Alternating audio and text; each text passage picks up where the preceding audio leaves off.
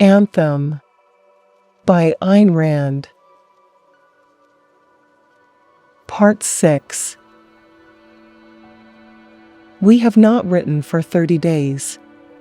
For 30 days we have not been here, in our tunnel. We had been caught. It happened on that night when we wrote last. We forgot, that night, to watch the sand in the glass, which tells us when 3 hours have passed and it is time to return to the city theater.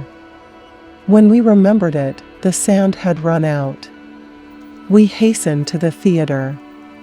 But the big tent stood gray and silent against the sky. The streets of the city lay before us, dark and empty. If we went back to hide in our tunnel, we would be found and our light found with us. So we walked to the home of the street sweepers. When the council of the home questioned us, we looked upon the faces of the council, but there was no curiosity in those faces, and no anger, and no mercy. So when the oldest of them asked us, "Where have you been?" we thought of our glass box and of our light, and we forgot all else. And we answered, "We will not tell you." The oldest did not question us further. They turned to the two youngest and said, and their voice was bored, "Take our brother Equality 7-2-5-2-1 to the Palace of Corrective Detention. Lash them until they tell." So we were taken to the stone room under the Palace of Corrective Detention. This room has no windows, and it is empty save for an iron post. 2 men stood by the post, naked but for leather aprons and leather hoods over their faces. Those who had brought us departed, leaving us to the 2 judges who stood in a corner of the room. The judges were small, thin men, gray and bent. They gave the signal to the 2 strong hooded ones.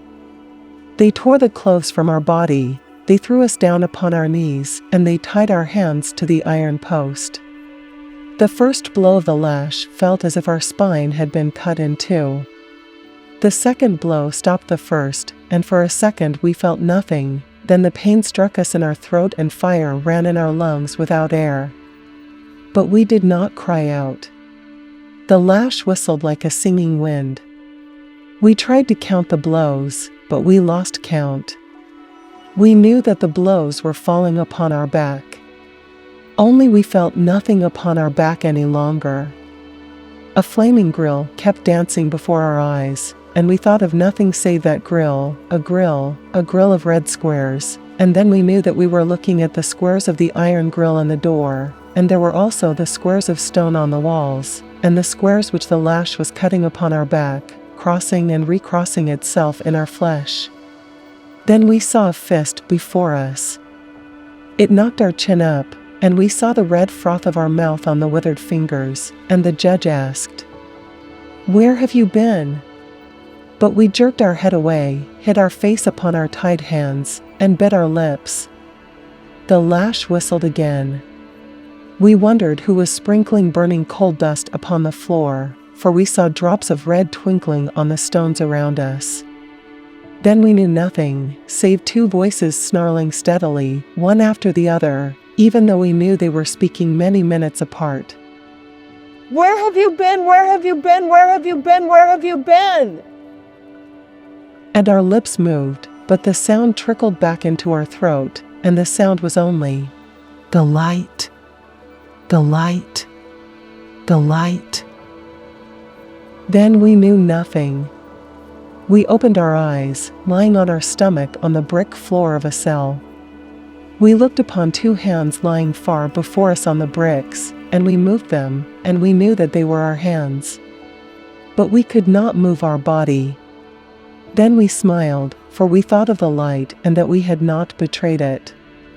We lay in our cell for many days. The door opened twice each day, once for the men who brought us bread and water, and once for the judges. Many judges came to our cell, first the humblest and then the most honored judges of the city. They stood before us in their white togas, and they asked, "Are you ready to speak?" But we shook our head, lying before them on the floor. And they departed. We counted each day and each night as it passed. Then, tonight, we knew that we must escape. For tomorrow, the World Council of Scholars is to meet in our city. It was easy to escape from the palace of corrective detention. The locks are old on the doors, and there are no guards about. There is no reason to have guards, for men have never defied the councils so far as to escape from whatever place they were ordered to be. Our body is healthy and strength returns to it speedily. We lunged against the door, and it gave way. We stole through the dark passages, and through the dark streets, and down into our tunnel. We lit the candle, and we saw that our place had not been found and nothing had been touched. And our glass box stood before us on the cold oven, as we had left it. What matter they now, the scars upon our back? Tomorrow, in the full light of day, we shall take our box, and leave our tunnel open, and walk through the streets to the home of the scholars. We shall put before them the greatest gift ever offered to men. We shall tell them the truth. We shall hand to them, as our confession, these pages we have written. We shall join our hands to theirs, and we shall work together, with the power of the sky, for the glory of mankind. Our blessing upon you, our brothers. Tomorrow, you will take us back into your fold, and we shall be an outcast no longer. Tomorrow we shall be one of you again. Tomorrow.